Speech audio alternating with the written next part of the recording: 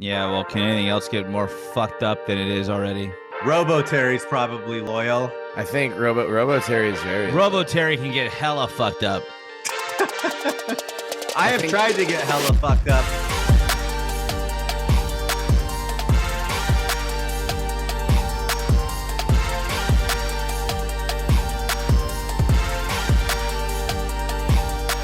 I'm going to wait for the Reagan beer segment to talk about that, but I've tried. Oh my God, you guys. We have real challenge on our hands here. I think this is going to be the most difficult episode in Belligerent Beavs history to do. We didn't put much of an outline together for this. If you are joining us now, welcome to the 118th episode of the Belligerent Beavs Podcast. We aren't glad about many things right now, but we are glad you're here. And we're glad to be sharing this space with you. My name is Terry Horseman. I am joined, as I always am, by my beloved co-hosts on the show, JP Bertram and Benny Wehage. We normally record this show on Sundays, and here we are on Saturday, November 25th, 2023. Last night, your beloved Oregon State Beavers fell to 8-4 on the season by way of a painful and frustrating 31-7 loss at Autzen Stadium to the Oregon Ducks. And today, many of the rumors that we had heard about, had been swirling, that we had feared, turned out to be true. Jonathan Smith, the quarterback of the 2000 Fiesta Bowl champion Oregon State Beavers, the head coach of the Oregon State Beavers for the last 6 years, he who replaced he who must not be named after one of the worst few seasons in Oregon State history, for being real, who brought us out of the cellar, brought us to where we are now, but is with us no more. Jonathan Smith to the Michigan State Spartans is confirmed. And I kind of at a loss for words. I know the three of us collectively aren't, and we'll get into this, but I really thought that when these rumors came out that this was leverage for Smith at most. I've been vocal within the three of us. I've been vocal online a little bit, but just I don't think the Michigan State job is a good job, and we'll get into that more and more. But it's been a tough 12 hours or so, tough 36 hours probably, which sucks because this season, before even a game was played, was tough for us because realignment really fucked our team and fucked our school and fucked the people we care a whole hell of a lot about. So this season kind of felt like a season of getting to have a really cool, fun football team with all these amazing young student athletes playing on the field, bookended with two of the worst pieces of news in Oregon State history. So we're going to talk about all of those things, all of the joy, yay. But it's been a long day, so why don't we just get right into it? JP, tell me how you're feeling and what have basically it's been since like noon Central Time that we've known for sure, 10 a.m. Pacific Time. So it's been like 10 hours. Just what have the last 10 hours been like for you, my dude? Surreal, I guess, is the way to put it. There felt like no other person that could lead this program, could bring it back to prominence where it had shortly lived 20 plus years ago, and no one else suited to do that task. For that person to essentially proclaim it's not possible, I'm out, doesn't feel real. I mean, it's maybe naive to have overlooked all of the activity with realignment and the lack of certainty around our schedule next year and the conference that we will end up in, and the money that's going to be divvied up, media deal that we're going to have or not have. But I thought that Jonathan would be a guy who could still lead the charge, to persevere, to not back down. And yeah, like I said, for someone like him to side on, yeah, this is not for me, feels surreal. And I don't really know where things go from here. I don't really know what will happen with how our perception, which is already outside of Beaver Nation, rock bottom. Yeah. How do we recover? Like, where do we go? This is like a massively defining moment for Oregon State athletics. And what comes to fruition over the next couple of days or week will determine how relevant all of our programs will be going forward, not just football. And I'm devastated for the players, the football players. I'm devastated for all of the athletes. I know none of them will be the first to say we need football, but they know it. Yeah. Their coaches know it. Everyone knows it. It's no secret that football funds a lot of these programs, a lot of our successful programs. These helps them break even, helps them hire coaches, draws NIL money. And so, I mean, it's just disappointing that somebody like Smith chose to turn away all of that and not just move on from it. That's his own right. He could move on from it. But the timing of it and the way it was delivered to players and fans alike, and not just the timing of the season, but the timing of the landscape is poorly advised. Somebody needs to sit Jonathan and his agent down, maybe explain a little bit of nuance when it comes to PR. I'd be happy to do that on this podcast, Jonathan, if you're listening. I know you used to. I'm sure you're not anymore. But yeah, that is an interview I would love to have. It's a great idea, JP. Benny, you have been a Beaver fan your entire life. Many generations of Weehages attending Oregon State University in Corvallis, Oregon, the Paris of the Pacific Northwest. Is this the worst piece of Oregon State football news or Oregon State news that has been delivered in your many, many years in the Beaver fam? Yeah, I mean, without a doubt and without hesitation. Like, so I was born in '86. So with the great year, it is a great year.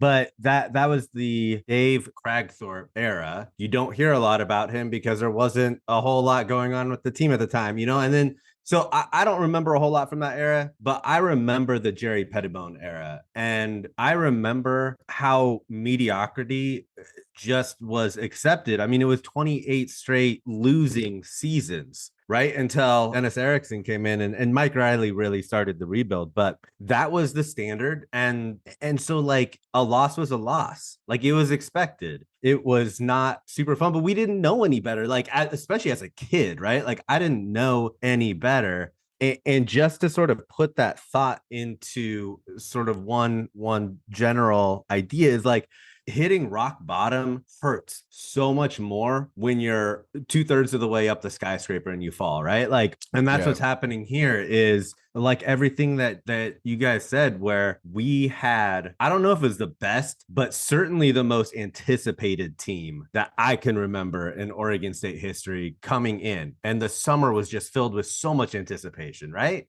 Like, I think especially, that's fair. yeah, especially when the DJU news happened. I think that's where everyone got really excited, right? And so then you have the conference imploding. Then you have this news about Jonathan Smith. The conference imploding, that sucked. And I think a big part of that was the feeling of abandonment, right? Like when it comes down to it, that is what we're all feeling, is that we are justified as a program and a fan base to be recognized and to have a spot, at the table with the big players. We've held our own.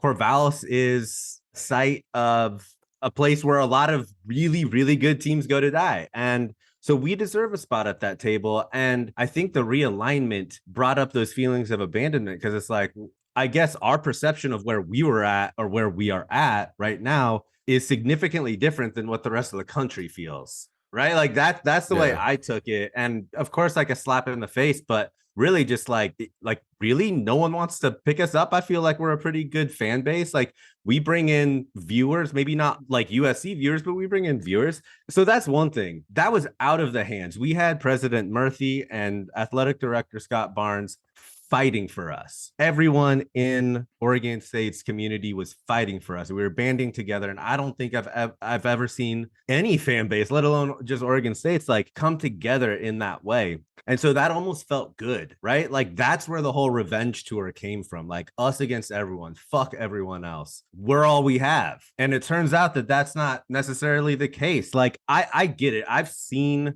people that know Jonathan Smith personally come out and say like this slander against Jonathan Smith is uncalled for. Like, look, I'm sure Jonathan Smith is a great guy personally, but the action that he took like ripped that wound of abandonment open. It's like, hold up, I thought we were in this together, and now the leader of the squad is dipping out, and not just dipping out, but dipping out for a school that is associated with the conference that is fucking ruining our program.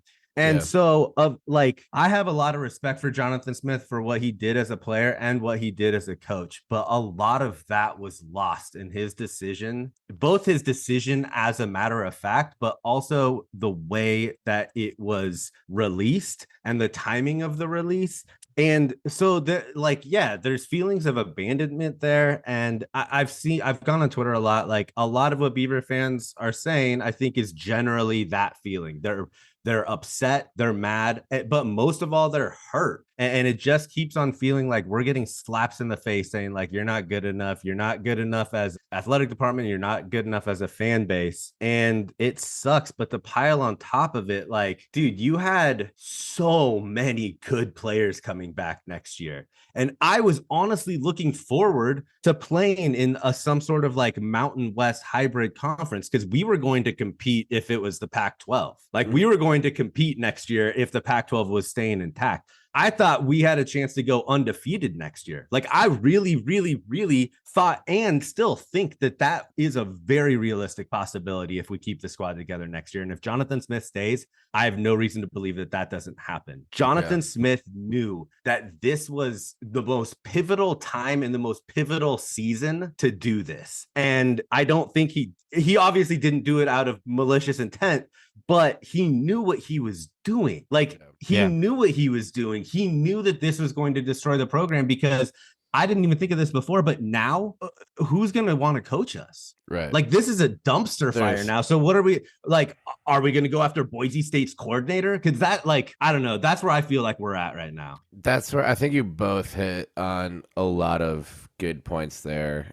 Benny. I think that overwhelming hurt that's just on top of hurt is what's really hard to grapple with. And JP, you said this was the guy you could tell us, all right, you have to play next year on the moon.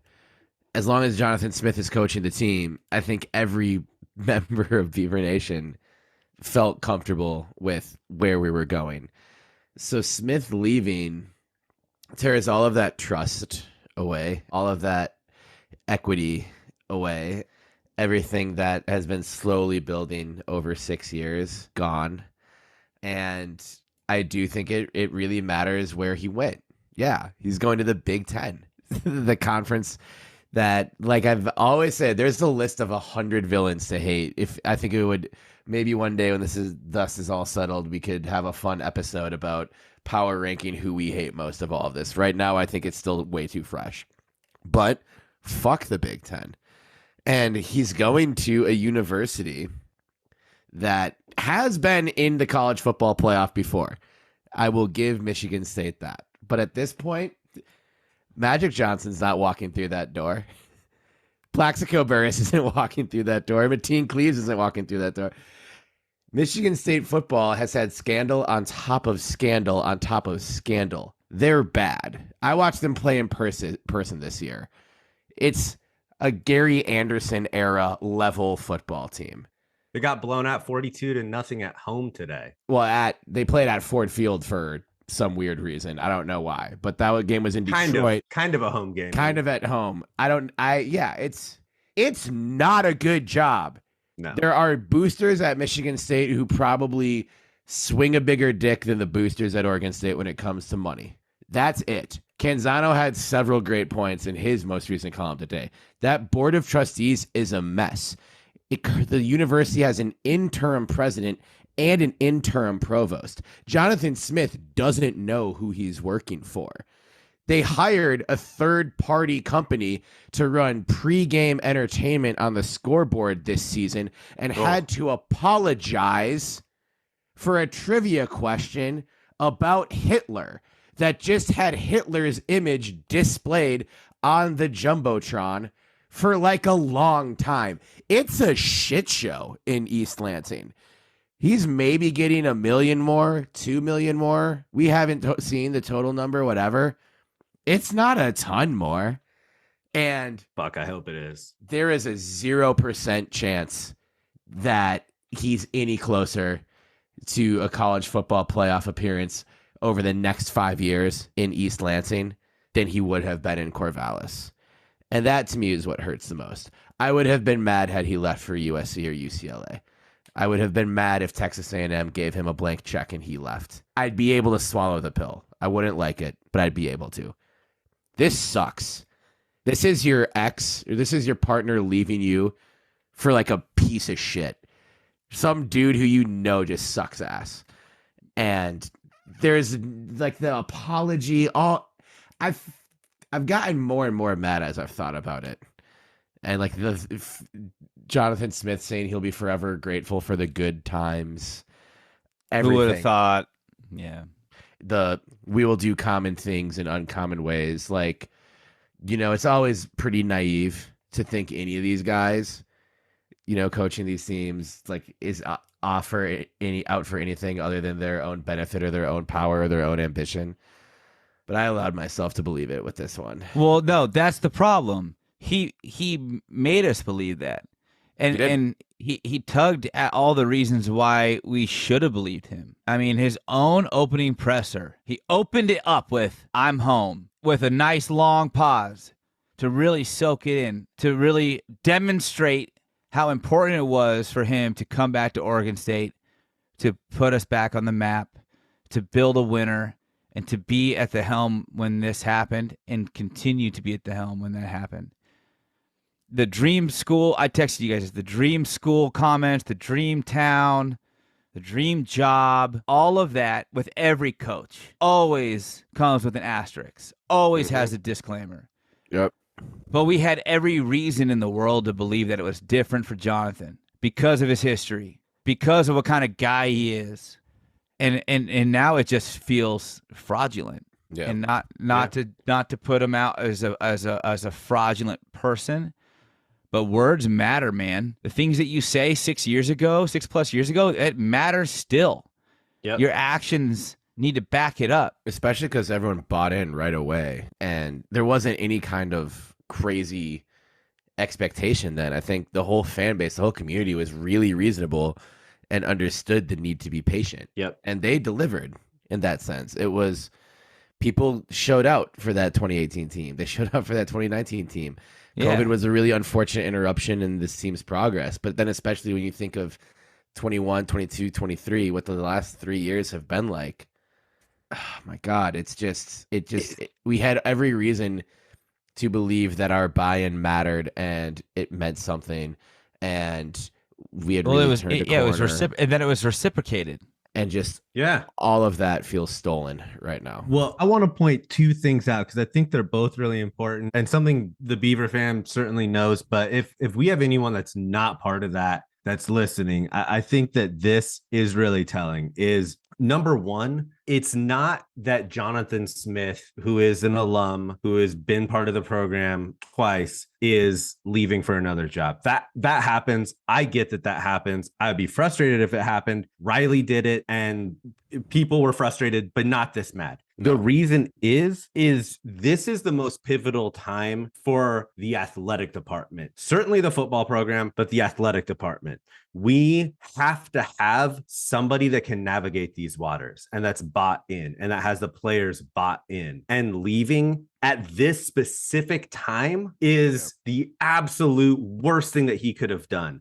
Yeah. If you want to take another job, dude, fucking good luck. But like, give us 2 years, man. Like, especially if it was about the money, like, And I don't even know what to say. He's gonna get better job offers than this too. Yeah. Right. Like, But that's why I want to say this, and I don't mean this disrespectfully, but I think that it goes to show how Jonathan actually truly felt about being the head coach of Oregon State.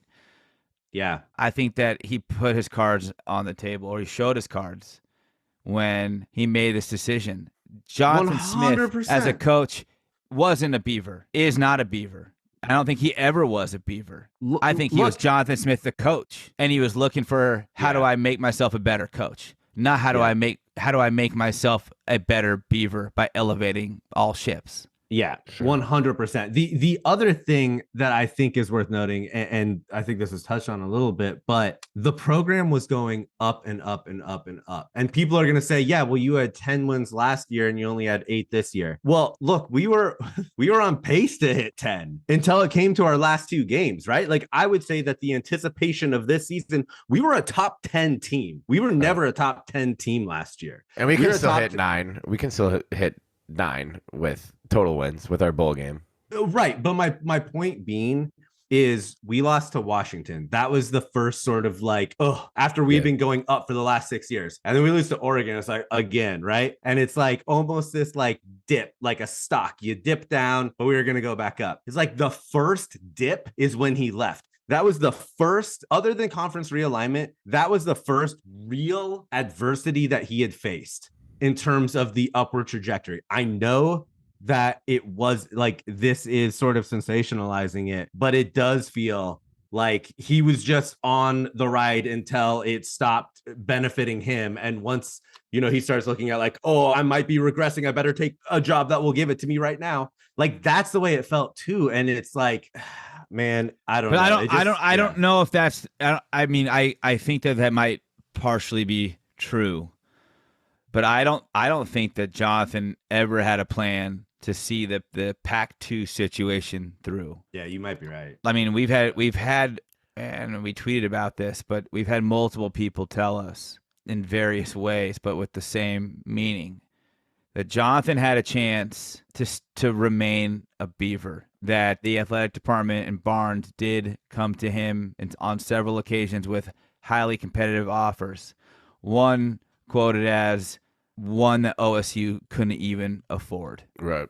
So the thing that it comes down to is that there's also been claims that Jonathan had already decided that this wasn't going to be his fight. I heard that. So I heard that too. It didn't matter. It didn't matter how he played. It didn't matter how high we were ranked. He wasn't going to see through the turmoil. And I don't really blame him for that, like as an individual. But I think if you take the big picture perspective, he set himself up to be looked at as the person who could do it. And all the fans also were sure that he was the guy who could do it and would do it. And that's also, like you said, Benny, like, who's going to coach us? Mm-hmm. Because who else is going to do that? If Jonathan Smith was on the market right now and was not had not just been at Oregon State, and this was happening, we lost our head coach after 2 highly successful seasons, including one where we've been ranked in the top 25 all year and reached into the top 10, I would say the guy for the job is Jonathan Smith. Go get him. Yeah. So what do we got? What do we have? I mean, that's where it really just destroys me. Mm-hmm. Because if he can't see it through, I mean, I don't know what he looked at it as. Again, did he look at it as a Beaver or did he look at it as a coach? My gut's telling me he looked at it as a coach. Yeah. And the quotes or the information that you heard about how Smith wasn't totally invested at the beginning of the season and his intentions were to not see this through.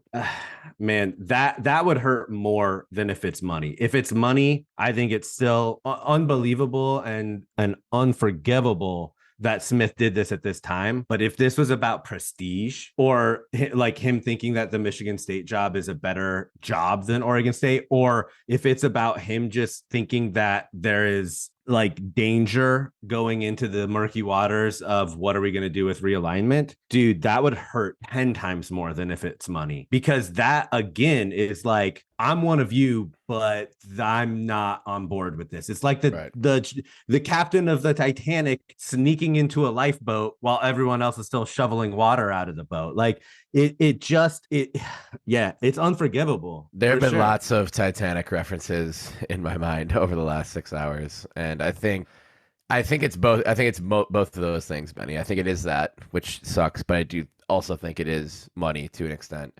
In terms of what do we have from a coaching standpoint, I don't know, but we do have the Reagan Beers segment that we'll get to, and then we'll reopen this conversation.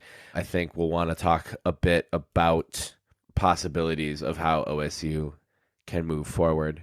Can I just finish one point on my last point?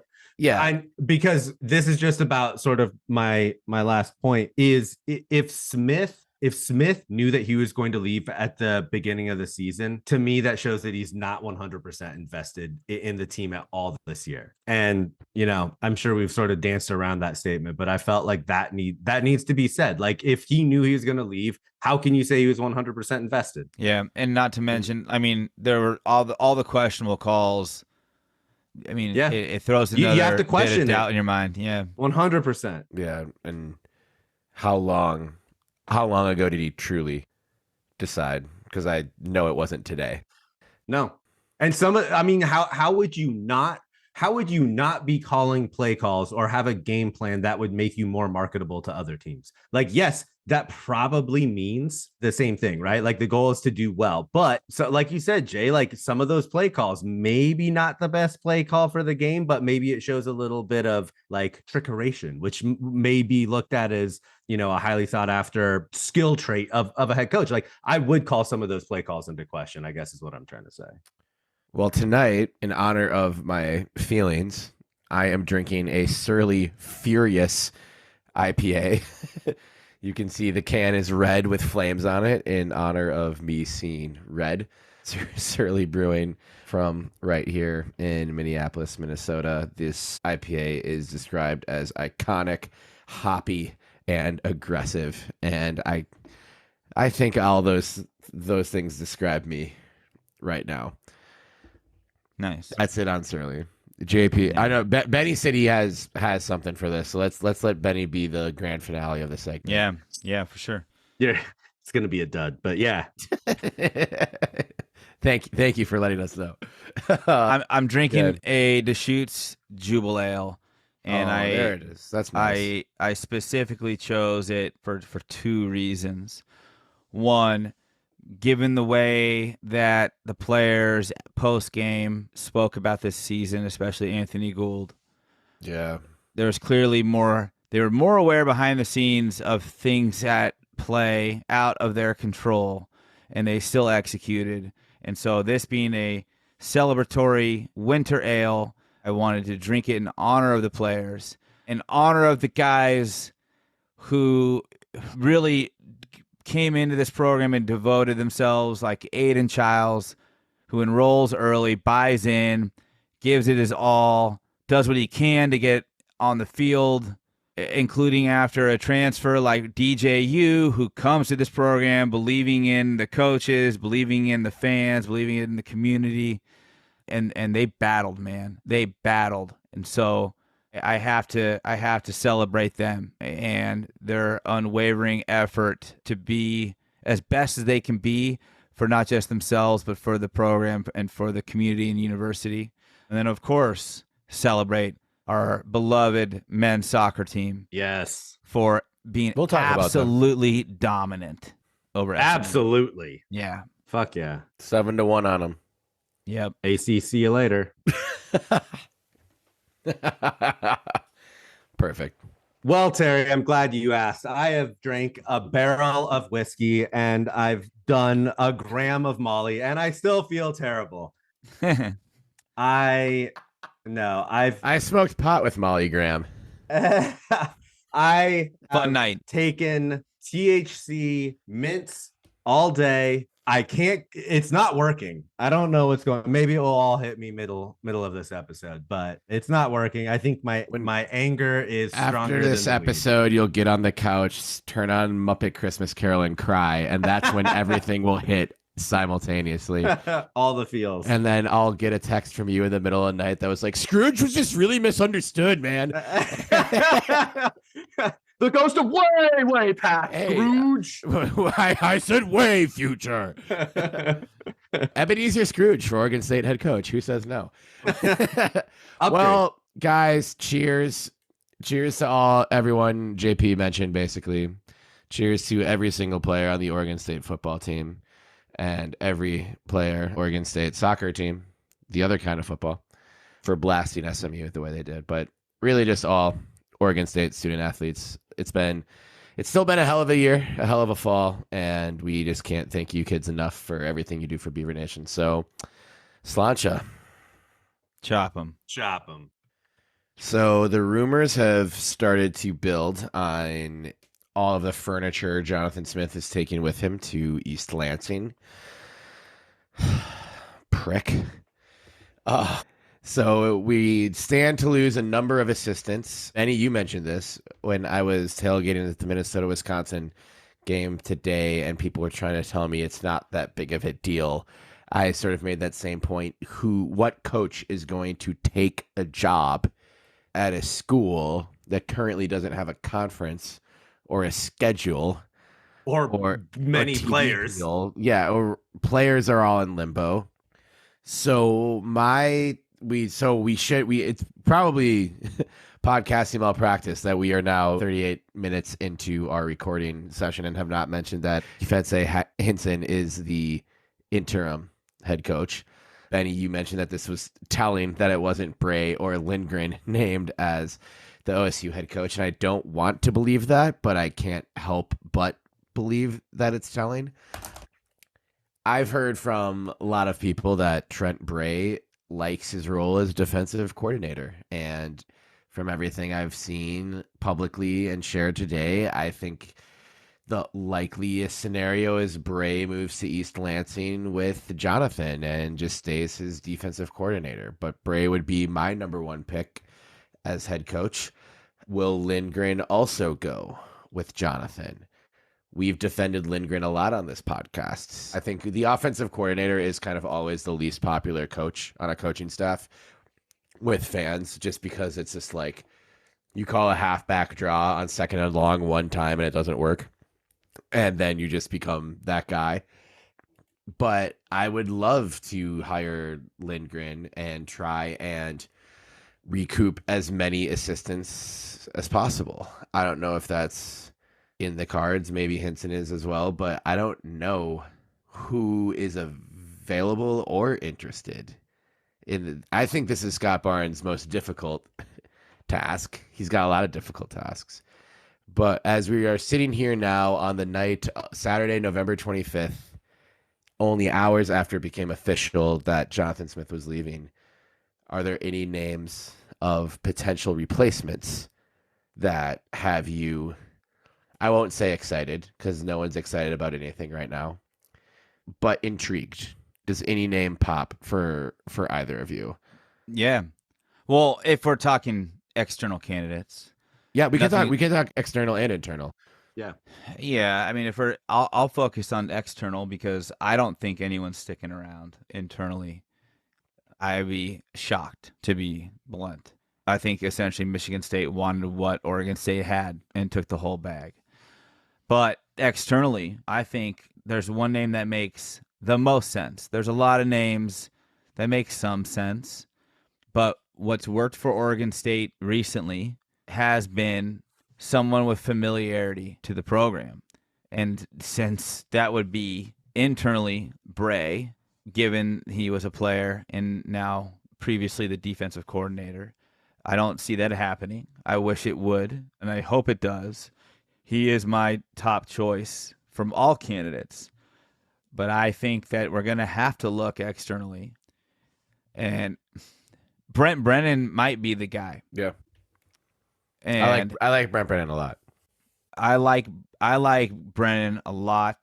I think that he had much more influence on the success that we saw across a couple generations of wide receivers than most people give him credit for. I think San Jose State is insanely difficult place to coach. Yeah. Yeah. It is a commuter school. It is hard to get buy-in from students.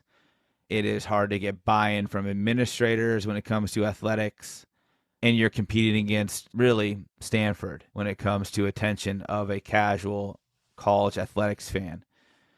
But I think he's done a great job there. I think he did a tremendous job at Oregon State. And look, if the reality is that Jonathan Smith would leave Oregon State for greener pastures, he won't be the last to do it. Yeah, anyone will. Everyone will. Everyone. So we may need to just swallow that now and understand that that's reality. And so, fine, if this is Coach Brennan's stepping stone, I hate to use that phrase, but he might be the right person for who knows how long. And maybe he does stick it out for long term. Maybe this is his actual dream job. Maybe he doesn't say it in his opening presser, but maybe he feels it. I hope he doesn't. No matter who we hire, my number one, the first box to tick is don't call it a dream job in the opening presser. Yeah. I don't want anyone to say that. But Brennan's been fantastic. He's 31-25 over the last 5 seasons at San Jose State, and he inherited a program in shambles. And he won 2020 previous, Mountain West Coach of the Year. Yeah. And the Mountain West Championship. And they got off to a tough stretch this year. I mean, they had a pretty difficult non-conference schedule, which included the Beavers. But it looks like they're going to finish about 3rd or around there in the Mountain West. They've had a good offense. Obviously, he knows how to coach receivers and is connected to Oregon State. I think Brennan is a fantastic name. He's also got a quarterbacks coach by the name Lyle Moivau, I believe his name is. I think who is one of the most beloved Beavers of all time. Yeah, he did throw for a few yards during his time in Corvallis. Yeah, he should just be a blocking lay coach. and lay down a few dudes. Also, I got to shout out Brennan for being a Bay Area kid, man. He was born and raised in Redwood City, just essentially down the street from where I was born and raised in San Carlos. He went to St. Francis. I hate to say it, but go Lancers. And, that was within my high school's league as well. So I have a lot of people that I am close with, that I grew up with, who went to St. Francis. And I actually have family that knows Coach Brennan personally, and he's a good dude. And I think that's also one of those. Look, I actually never really got to know Jonathan on any sort of level beyond what he did as a player or a coach. And I think that's maybe his personality, and that's totally fine. But a lot of people say and perceive him to be a good dude. But I don't have any sort of direct insights to fact check that. And not saying that they're wrong, but I do with Brennan. And I think that Oregon State hiring people who have previous ties to the university that are just genuinely good people, and coaches who truly just love where they're at when they're at it and not with one foot out the door, is what makes us successful. And I think that he checks a lot of those boxes. Yeah, I agree. To be totally honest, I don't know a lot outside of Oregon State's football program in terms of the world of college football. Brent Brennan seems like he would be almost the ideal candidate. You do have Jimbo Fisher's phone number, though, I believe. And he's getting paid a lot of money to not work right now. Maybe he's bored already. So that's sort of the other direction that I just want to dabble in. Just want to hear your guys' opinion. And I'll be honest, I chat GPT'd this question. My God. Who are college football coaches that need a second chance? I'll read them to you in a second. But the reason I think that is an important angle to at least take a look at is because you're going to need to have an identity, and you need a coach that needs to win just as much as the program needs to win. And so some of the names, I'm not going to read you all the names, but some of the names that it came up with are Charlie Strong, Okay. Brett Bielema, No, absolutely not. Kevin Sumlin, No. Butch Jones. I don't know as much about Butch Jones, but I'll say no. Brady Hoke. He's retiring. Les Miles. Les Miles' name actually came to my mind this afternoon as I was. That was people already wanted Les Miles 6 years ago. I was trying to think about this, and I was like, "What's Les Miles doing? What's Ed Orgeron doing besides just being Cajun somewhere?" Orgeron's just down there in the pig farm. We mud. We can get someone open a crayfish boil in Corvallis for Ed Orgeron. Charlie Strong's interesting. The rest of those guys are a hard no from me. Here's sort of my take on it is Michigan State went after Jonathan Smith because Michigan State is a stable program. They're not a great program. They are not stable. They are not stable. They have comparatively. Money. They have money. The conference that they're associated with is stable. Comparatively. Sorry for where comparatively to where Oregon State's at, they are very stable. And so Jonathan Smith wants a stable program. Jonathan Smith is a stable coach. I don't know if Jonathan Smith has that it factor to ever win a national championship for a blue blood program. He's not winning a national championship at Michigan State. Not at Michigan State. Ever. Not even close. I feel like you have to be slimy and gross and a grease ball and willing to break the rules. He's not going to a bowl game at Michigan State. Right. That sounds petty, but I don't think he's going to. So that's a good match. And that might be being too hard on Jonathan Smith, but like that is a good match. Oregon State needs to look at what sort of match we need. And you need a coach that's desperate for a second chance. You need to and is probably going to break some rules. Right. Because let me remind you, Oregon State had this happen to a small degree when Mike Riley, a Corvallis native, came in, took the team over from Jerry Pettibone, built it up, and then left for the Chargers. And who comes in? Dennis Erickson, who needed a second chance. And that dude was going down to the fucking hoods in Miami and dragging the players out who no one would give a second chance to because they weren't playing by the rules. And Erickson said, hey, I'm desperate. You're desperate. This program's desperate. Like, let's make this shit work. And that team had a fucking identity and it matched exactly what Oregon State's was. I do believe Dennis Erickson is available and was recently in Corvallis. Yeah, I saw. Yeah, I think he can be drinking beers on the sideline too. So that would be sweet. Is something. And he did say leaving Oregon State was the biggest mistake of his coaching career. Yeah. When was the last time Erickson coached? Just out of curiosity. Well, you think it was 10 years? Was it Arizona State? Probably more than 10 years ago. Yeah. He was the very first Oregon State game I ever went to my freshman year. We beat Idaho 38-0. And Dennis Erickson was the head coach, and Jonathan Smith was on his staff.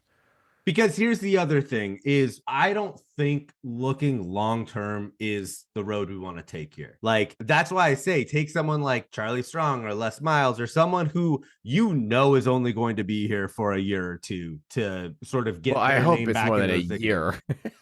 Okay, but 2 years. You're right. 2 years. That's all you need. You just need someone to fucking land this plane and not have it crash and burn. It really is difficult because I think the only time we ever really tried to swing for the fences was when we hired Anderson, and that didn't work great.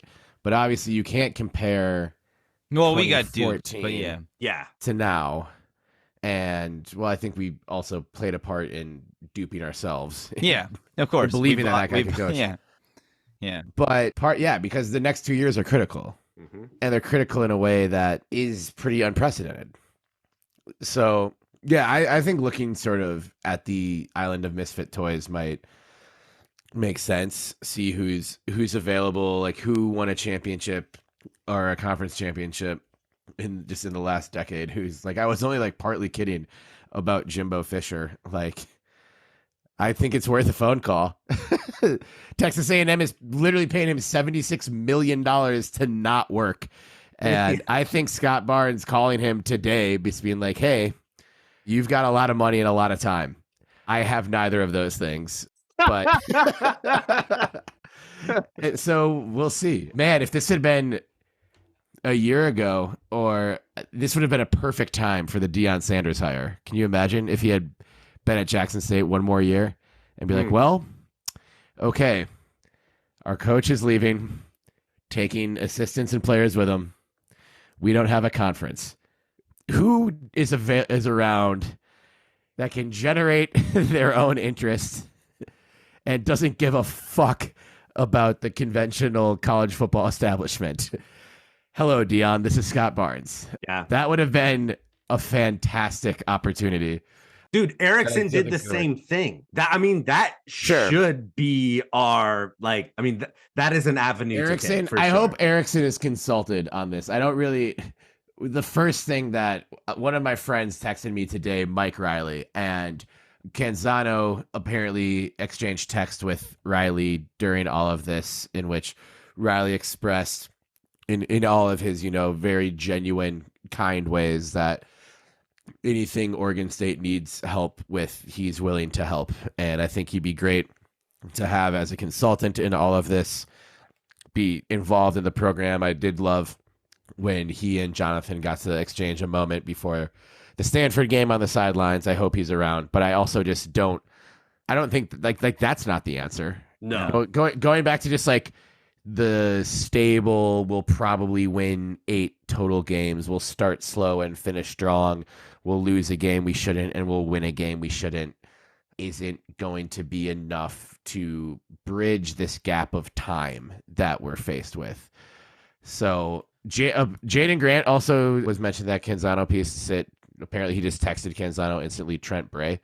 That doesn't mean he's talked to Trent and confirmed any interest in the job, but I just don't. Even if he wanted it, is that the move? I mean, if that's the move, I think would be to keep players and assistants. To me, if he wants it, that is the move. Yeah. That is the move, because I think if you suppose hypothetically Trent Bray wants the job. If I'm Scott Barnes, he gets it. Like we're working on the deal immediately. Yeah. And then I'm putting him to work trying to keep as many players and as many assistants from the staff and see what we can retain. Yeah. And then identify areas to build on. Okay.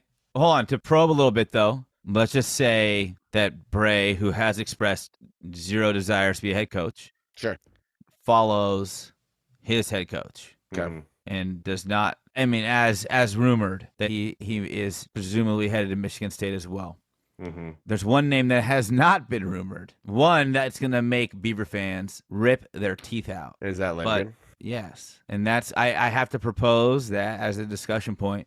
Yeah. Because I am intrigued at potentially keeping Lindgren around. Me too. As in a head coach capacity.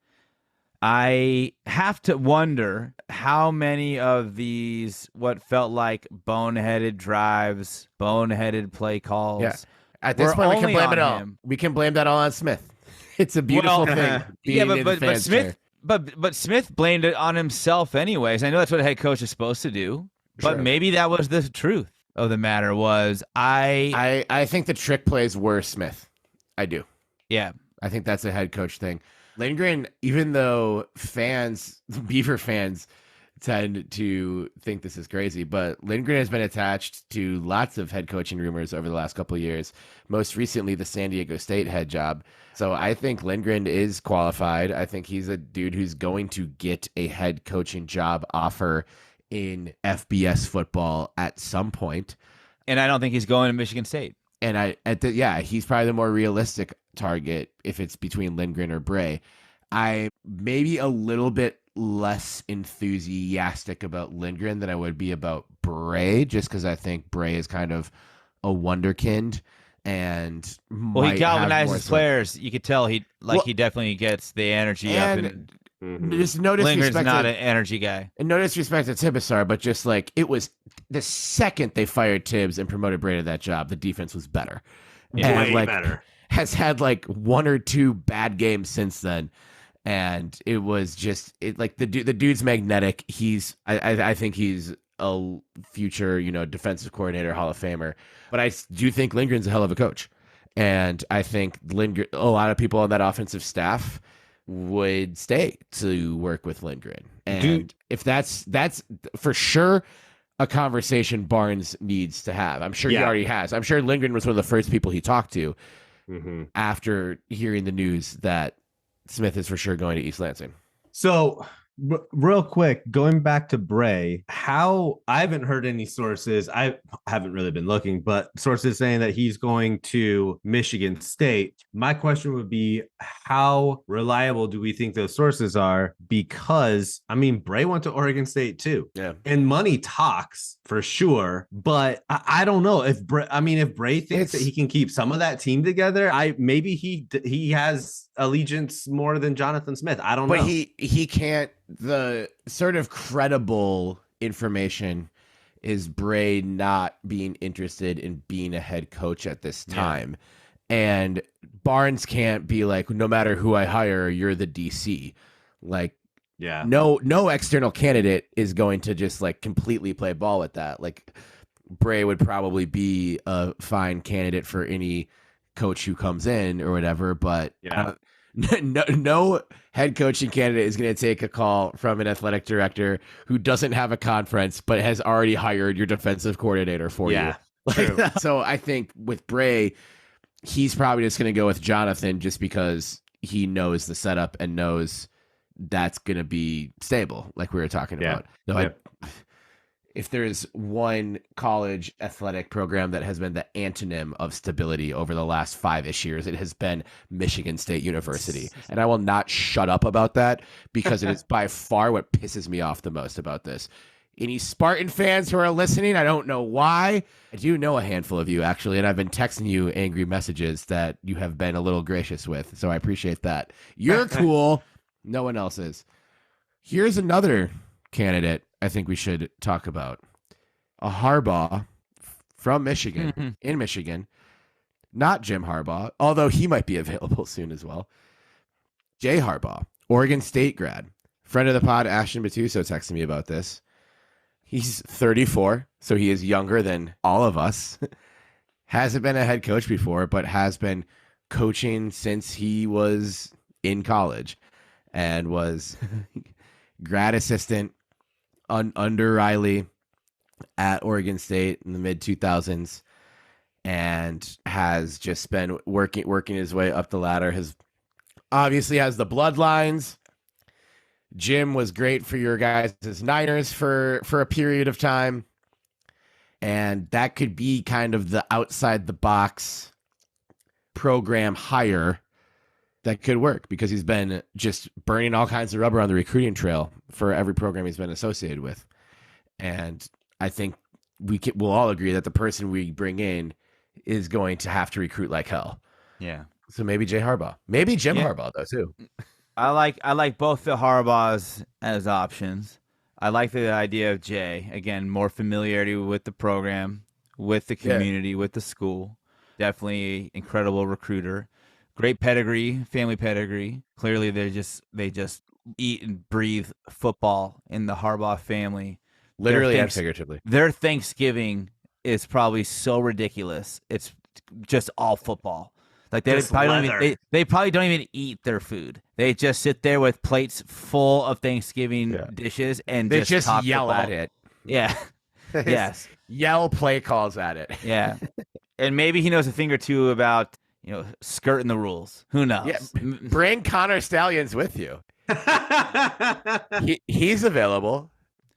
Another one, and this is maybe like to, I don't know, wrap up our head coaching search, but there's one guy that might want to return to the Pac who may help retain a player like Aiden Childs, who, according to Nick Daschel, has not made a decision on his future. He is, processing the news and doesn't know what he will do in regard to his future.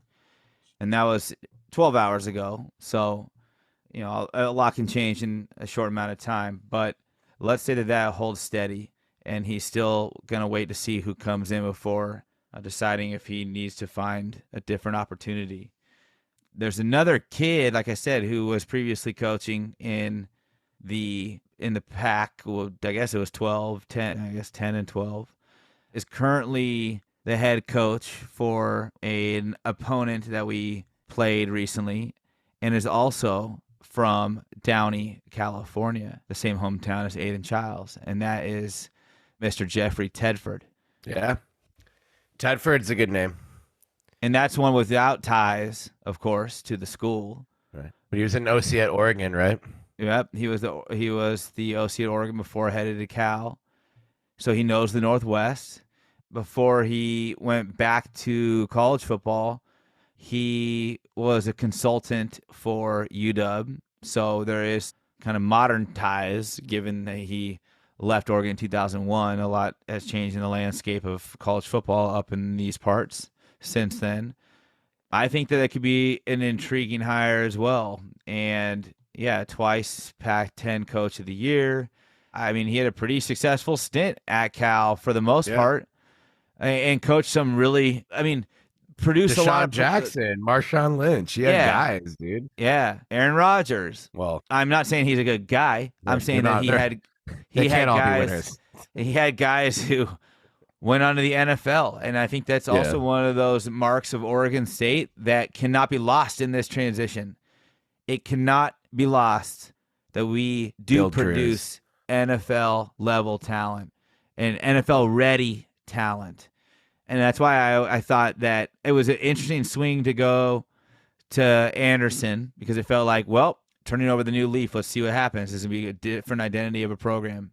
Obviously, it didn't work for a variety of reasons, not because of the identity of the program, more so the coach. But we went back to Smith, and Smith was a very similar identity to what Erickson Riley had built, of making sure that players had an opportunity to potentially go to the NFL. And so I think that he's a guy who could do the same, and he's a proven name. And I don't think he would see at this point in his career Oregon State so much as a stepping stone, but maybe the swan song of his career and ride it out into the sunset. Yeah. Yeah, I think that's how it's going to have to be built, right? Is like, if you can take over this program and navigate these murky waters, then like, number one, you're going to be written into the lore of Oregon State University. But number two, like, that's going to be looked at the national scale of like amazing and a really difficult task. So I don't know. Like, I think you're going to have that angle with coaches that, again, are looking for that second chance, but also like, I think you can get aggressive with some of the top, offensive and defensive coordinators out there. I don't know. I think the most important thing when you're looking at this is if you can retain the current coaches, specifically like the O-line coach. I never know how to pronounce his last name, but Mikhailchuk. No, he's gone. He's gone. He's going to Michigan State, though. Yeah, it's already reported he's gone. All right. So the second thing is you have to think about how are we going to keep some of these players. I think that's the most important thing. I'm sure that Barnes has already talked to him, but like, you have to have a conversation with Aiden, figure out where his head's at, figure out like what he wants. I'm not saying hire the coach that he wants, but like, dude, I said it just a couple of weeks ago, like Aiden has the chance to be Oregon State's best player, best product ever. And you have to figure out a way to keep him. Dame seems like he's in. That is something we should have mentioned that at the top. Dame has told reporters that he will be back for his junior season in Corvallis in 2024. Yeah. And I think that Dame's drive to be the guy in the record books, to be the guy that everyone thinks of when they try to recall the top players, running backs, etc., to play at Oregon State, he wants to be the first on everyone's mind, and he's motivated by that. And Daschle reported that his plan is to come back. We are in good confidence can say that we believe the same. Obviously, that's not exactly I'm coming back no matter what, but there was a quote with Daschle that I think did tell us that, and it's a direct quote from Damian, and it said that Smith's decision doesn't affect me. Yeah. And so I just think that it's insanely admirable that a player of his caliber facing this kind of adversity, losing a head coach, the future uncertainty of what networks are going to carry his games, who will come in and coach him, what kind of usage is he going to see, that he's still dedicated and loyal. I mean, it is not what the norm is in college athletics these days. Really, in all athletics these days. Yeah.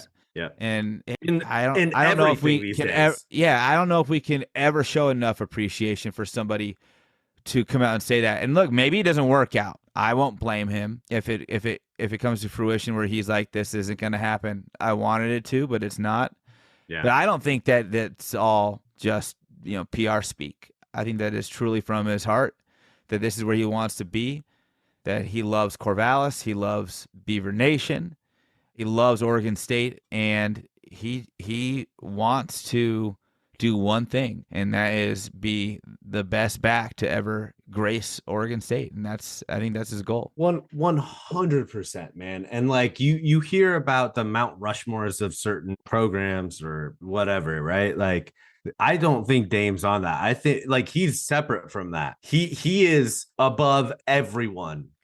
Gary Payton, Steven Jackson, Chad Ochocinco. I'm not kidding. Like, loyalty is easy when things are going well. Loyalty is really, like, it truly is measured by when shit gets tough. And not saying that any of the aforementioned players had it easy, but like, dude, Dame is down with a team that he has all the reason to turn his back on. And it wouldn't be turning his back. He'd be looking out for himself. He is putting the team before himself. He has been with the team for less than 1,000 days. Like, think about that. That is how loyal of a person that Damian Martinez is. We've been involved with the program for over 15 years, right? Like, so we, like, of course we're going to be loyal, but someone who's been with the program for less than 1,000 days, he could go anywhere and get paid a fuck ton more in NIL than what he's getting paid now. He could be on way more TVs next year than what he'll probably be on next year. But he's fucking down with this team. He's down with the community. He's down with the program.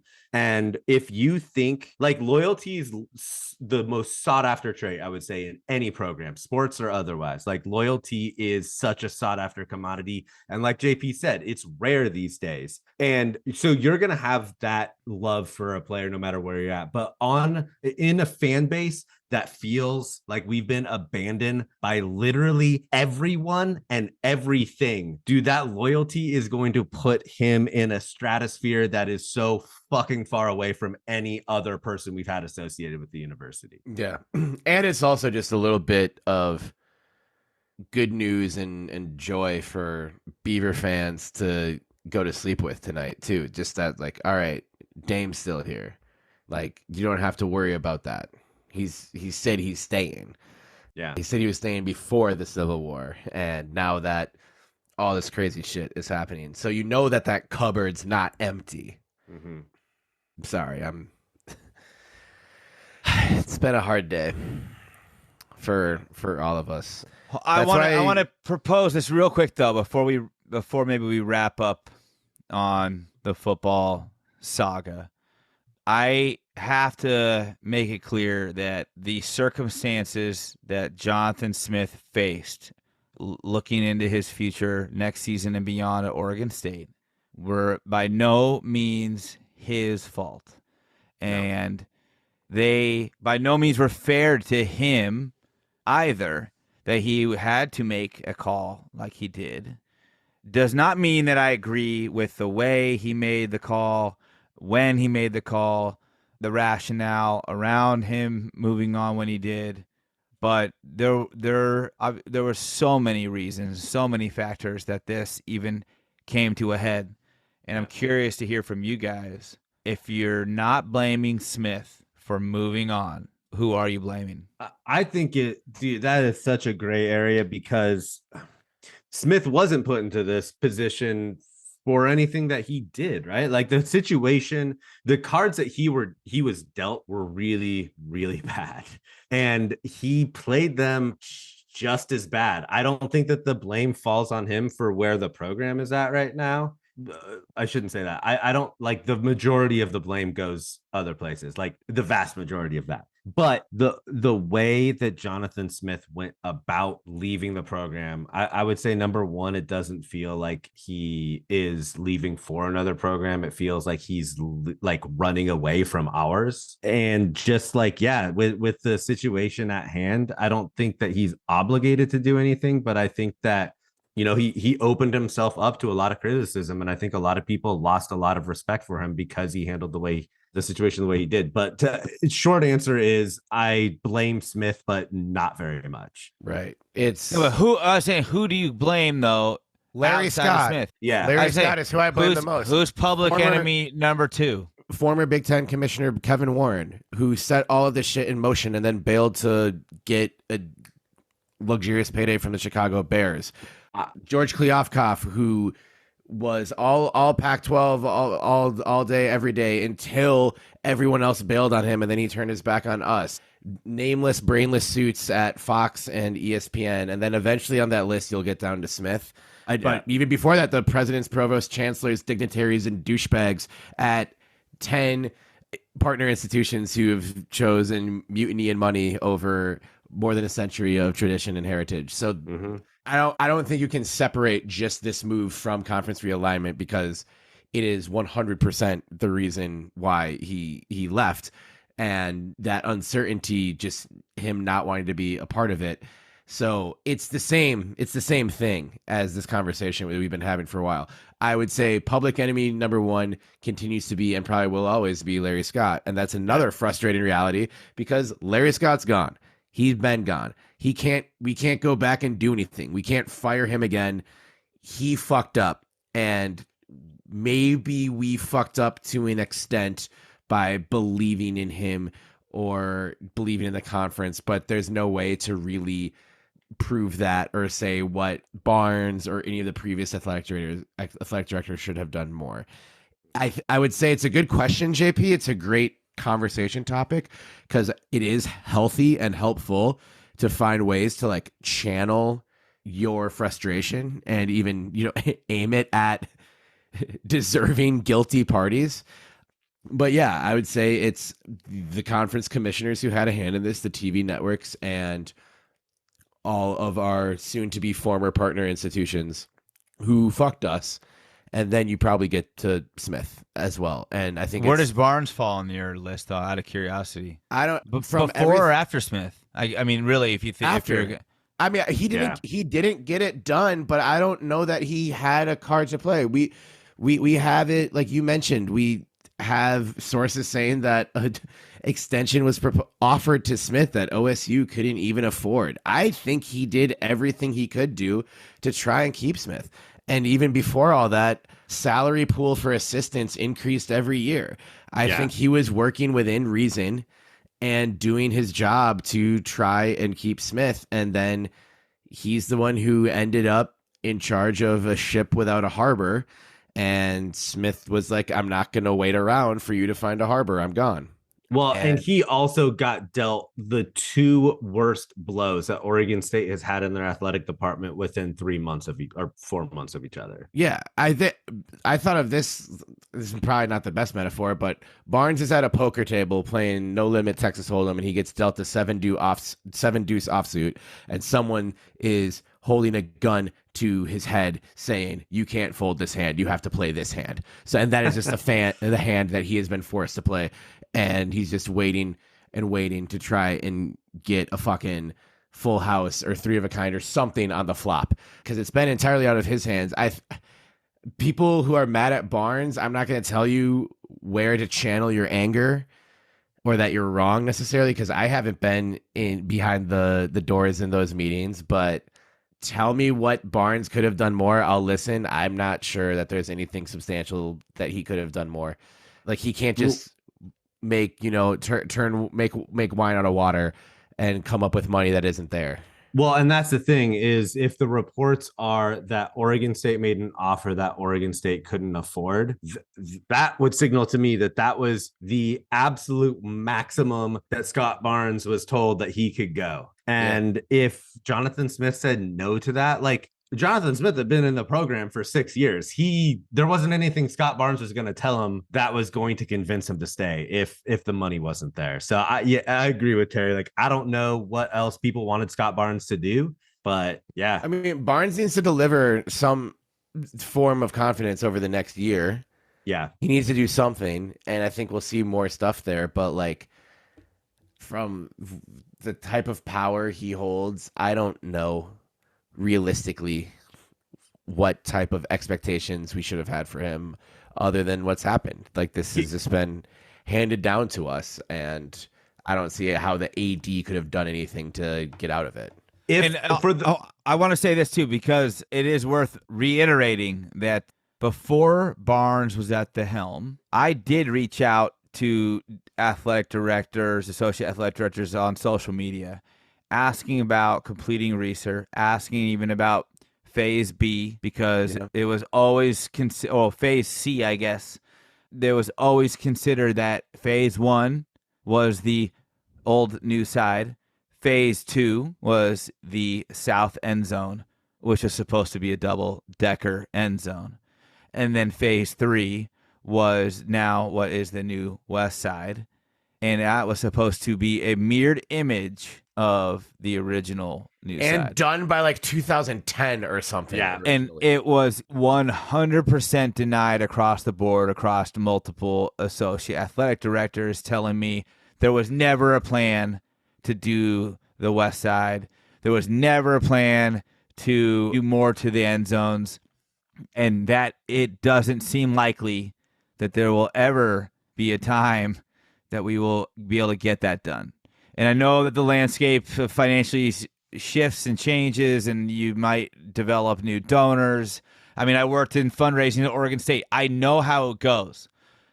But Barnes pulled that off. And why did he pull that off? For Jonathan Smith. Yeah. Yeah. I would also point, I mean, that is absolutely true. I would also say, for the people that are frustrated with Barnes, like, this isn't the end of the game, right? Like, the program's not just going poof. What Barnes is tasked to do right now is to navigate these next 2 years, make sure that we end up in a conference or have a plan going forward that is sustainable to the program, and to make the right call with the new coach. Those are the things that he should be judged on, not decisions. He wasn't going to fix conference realignment. This shit was done and over with the second that Texas and Oklahoma decided to go to the SEC. I mean, it was probably over before that. And he wasn't going to change Jonathan Smith's mind. If the money wasn't there, I don't, like, again, what is Scott Barnes supposed to do? So now he is dealt with these two decisions. How do you navigate these waters of conference realignment, and who are you going to hire as the next head coach? Yep.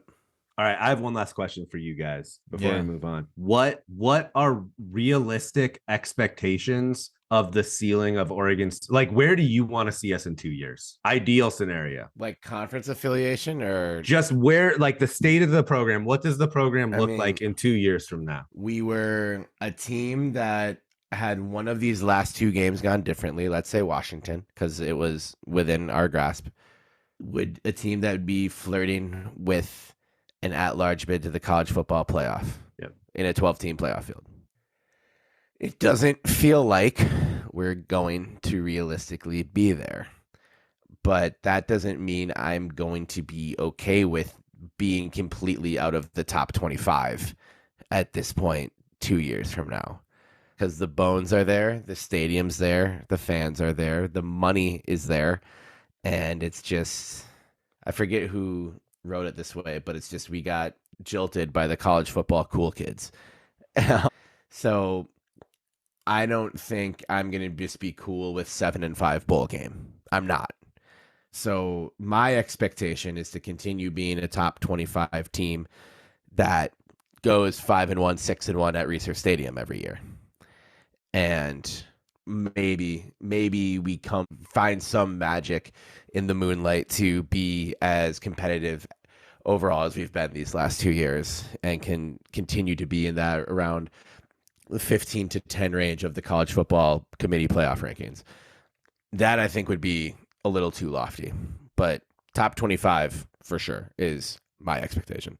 Okay. I mean, I think we'll know more about where to set expectations over the next 10 days. Yeah. And depending on how that goes, upon, and this is the tricky part, like, can we hire somebody in the next 10 days? I know it's almost like we have to, but the flip side of it is, if we do hire somebody and the players don't like it that we currently have, that comprise this top 25 team we have in the bright future that we have established, then they're definitely leaving in 10 to whatever days. Yeah. If we don't hire anybody, then what happens, right? I mean, they're like, and if we hire someone they love, then they stick it out, and I think we continue to build. I think the program is a program in disarray that needs rebuilding, like we were after Anderson. Needs a coach, needs a name, but we aren't at that point anymore. Yeah, and so I'm in agreement, especially with what you were saying, Terry. Like, it would be disappointing to even go back to kind of this mid-level status, low tier, mid-tier bowl games, because this kind of success should be self-propelling. Like, you should win, establish yourself as a winning program, establish yourself with a bright future, and coaches come and go, staff changes happen, coordinators get poached, head coaches get poached, but you're a name. So if we are a name, then I expect us to continue to build.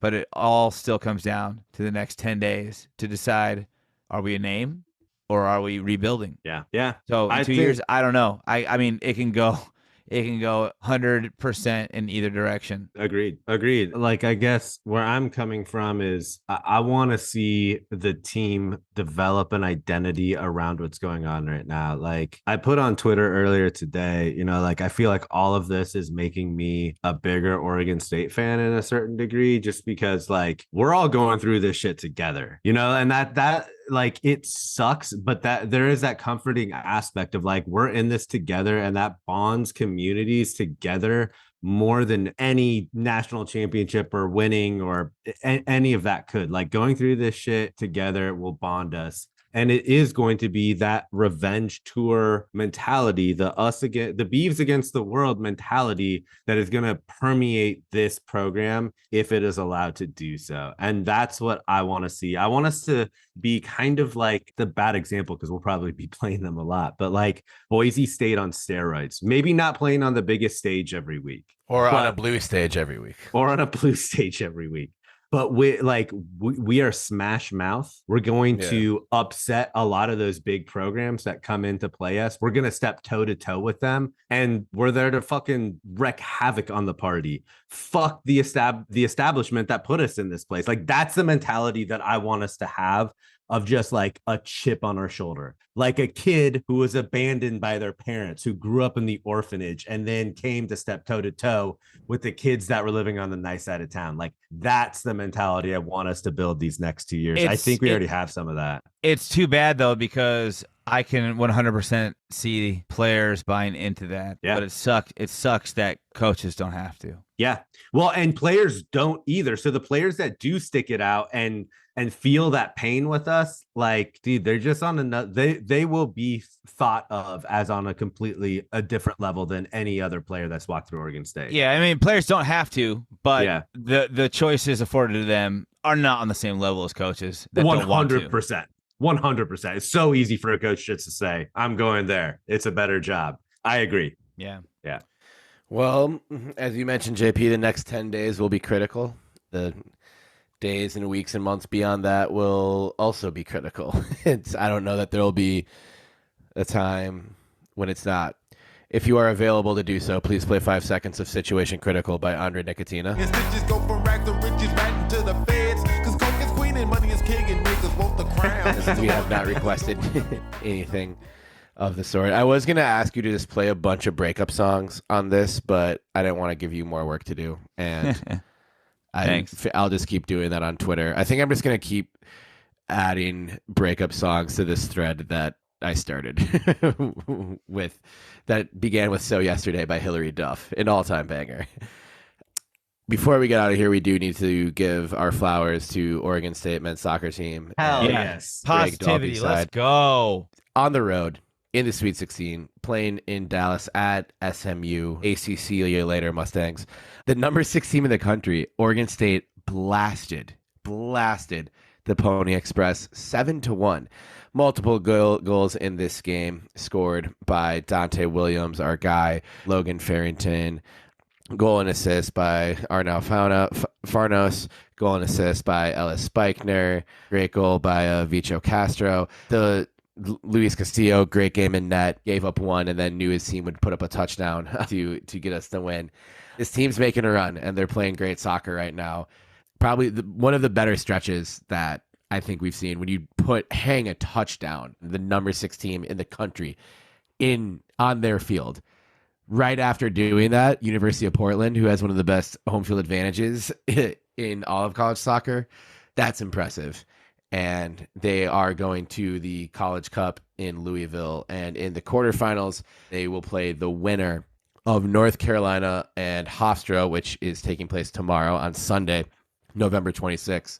That quarterfinal match will take place on either December 1st, Friday, or Saturday, December 2nd. So keep it tuned to Oregon State Soccer, and you can find all of the information for that OSUBeavers.com.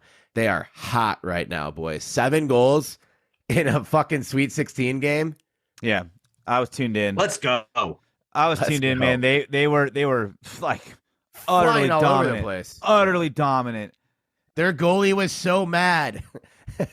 I would be too. Yeah. Their goalie looked like me the second I heard the Jonathan Smith news. Yeah. He was beyond furious for the majority of the game. I love what they're doing for our school, and Absolutely. I think that the kind of joy and passion that those guys play with should hopefully resonate within Beaver Nation. And so if you're feeling down, remember that we've got a dozen other programs to support. Yeah. And soccer is more than deserving of more support from Beaver Nation. So there's some next level studs on this team. We've had a knack for putting goal scorers in MLS before too. I think Logan Farrington's like a 10 goal a season scorer in MLS, or even better than that. So we'll definitely be excited to see where he goes the next stages of his career. But he's got at least another game playing for OSU, and hopefully more than that. That dude's just got the nose for goal, and he's sick to watch. He could be playing at Paul Lorenz one day, and a couple months later, he could be alongside Messi. He could be. He could be. Yeah, cool. That would be pretty cool. Get an Inter Miami Farrington jersey if I get the opportunity. From the Flamingo in Vegas, they'll sell Messi jerseys and Farrington jerseys. That's a reasonable expectation to put on a kid. He's basically Logan, better than Messi. Logan, I don't know if you've heard, we're all having a tough day over here, but if you could be better than Messi, that'd help all of us out. Thanks, man. Anything else you guys want to make sure we get to before we get out of here on this sad but still hopeful Saturday evening?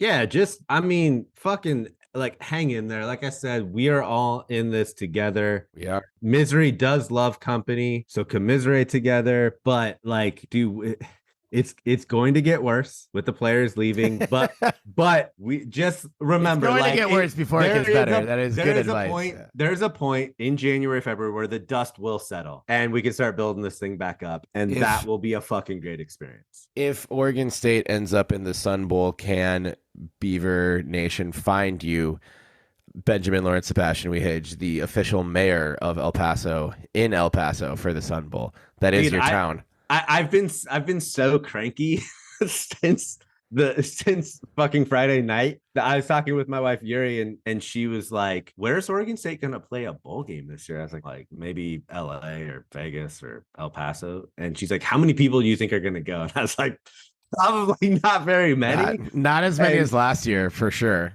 It has nothing to do with location. She's like, "Well, we should definitely go then." So TBD. If it's in El Paso, I'm gonna push hard for it. If it's in Vegas or LA, maybe not as much. But I don't think I'm going to go to the Vegas 2 years in a row. No. I mean, San Diego is still nice on December 28th. We're not going to But- the Holiday Bowl, though. It's still a possibility. You think? It's technically a possibility. Yeah. Okay. But It's is all- it looking like the Sun Bowl? The Sun Bowl is, I would say, is very likely. Oh, dude. El Paso's legit. I know. I might go. Even if Oregon State's not in it. all season. Fucking Olay. Yeah. If it's UCLA Duke, are you still gonna go? If If it'll be in the El Sun Paso? Bowl? Yeah. What if you, Maybe. that would be great? Just like adopt a bowl game and go every year, no matter who plays. Dude, that would be fun. That's a fun way to interact Hey, with shit. And Yeah. I do have to say, like, the community of El Paso, that's what makes it kind of cool, is there are a lot of Right. people in El Paso that just go to that game. Yeah. It's really cool. I've never made it, but you are not the only person I know who raves about it, and also the great city and the good people of El Paso. So Yeah. maybe I'll go. It's all the flights are always do super it. expensive, I know. but we'll check it out. We'll have your highly anticipated Oregon State bowl game coverage and who might be playing and coaching in that game besides Kifense Hinson, who is the only one officially dedicated to that game. I know Dame said he's in. DJ So Uyunglele, DJ. Yeah. he did say he's going to play in the bowl game. I Oh, think shit. for Okay. him. Not since pre Smith news he said that. Yeah. So I don't know if that changes him playing one more game. I do think for his NFL draft stock, it would be smart for him to do so. Yeah. But that's another episode. Guys, I just want to thank the both of you for just the space. I don't know that I'm in a better mood, but I think my spirit's in a better place, if that makes sense, than it was a few hours ago. It's been a hard day, despite having fun and tailgating and seeing people I love, but just thinking about the future of this team and this program and this place that we still love. So getting to do this with you guys every week is always a joy and a great privilege for me. So thank you both for being here Thank For the- you, man. for the 118th time. Thank you. I Isn't was that looking kind of forward. crazy? I was We've done looking this forward to this 118 episode.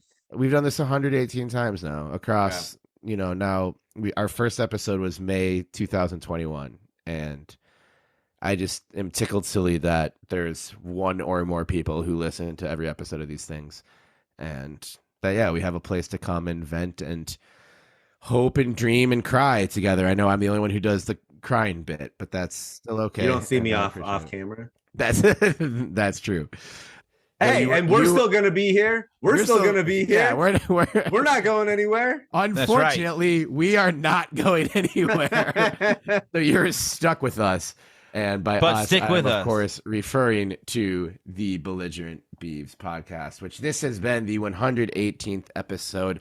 Thank you, listener, for tuning in, for being in this therapeutic, this downtrodden, but still hopeful and resilient special place that we've tried to create for all Beaver fans and just, supporters of the cause. We sincerely appreciate it.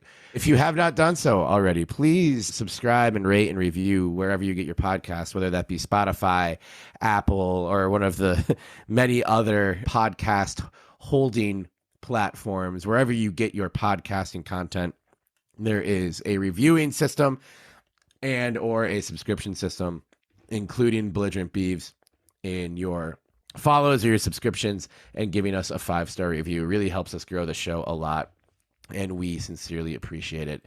And we will be just so goddamn flattered if you shared the show with a friend. You can also follow us many places that aren't just the podcast. YouTube specifically, we're dropping a lot of content there. Our channel is the Belligerent Beavs YouTube. We are the Belligerent Beavs on Facebook, at Belligerent Beavs on Instagram, at Bellig Beavs on X, formerly known as Twitter, because they hate extra syllables for whatever reason. Check out our most recent popular tweet. Everyone seems to love it. There are a lot of rational and tempered responses to the last tweet from our social media intern, Andre Nicotina. Listen to Andre Nicotina's music on Apple Music and Spotify as well. It's at Bellig Beavs, at Belligerent Beavs. We're all over the internet. So just whatever social media du jour is your choice. You can find us there. Also, belligerentbeavs.com, belligerentbeavs.com/merch. always a lot of fun stuff cooking up over there. My name is Terry Horstman, at Terry Horstman on Twitter, at Terrence Horstman on Instagram.com. I am really excited for the new season of Bridgerton coming on Christmas Day, you guys. If you fuck with Bridgerton, please send me a DM. Joined as I always am. That just shows how depressing things are getting over here. It's situation critical. My beloved co-host, Benjamin Lawrence, Sebastian Wehage. He's Benny with the good quaff, a.k.a. Benny Bedlam, a.k.a. because he's fucking crazy, folks, a.k.a. Benny Bull Game, especially when it's in El Paso, folks, a.k.a. Benny Blastoff, a.k.a. Benny Burner. And you can follow him at Benny L 1986 on all the social media channels. Did I lose my voice in like the last 2 minutes? Yeah, it's a lot. The end of this is really struggling.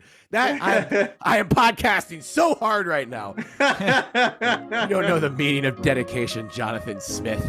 I don't want to hear a goddamn thing about how hard this is. And of course, the man keeping us on the air on the ones and twos in Portland by way of San Carlos, California, JP Bertram at the Trial J on Twitter. That's at the _Trial _J because he's too trial to be real. And at JP Bertram Instagram.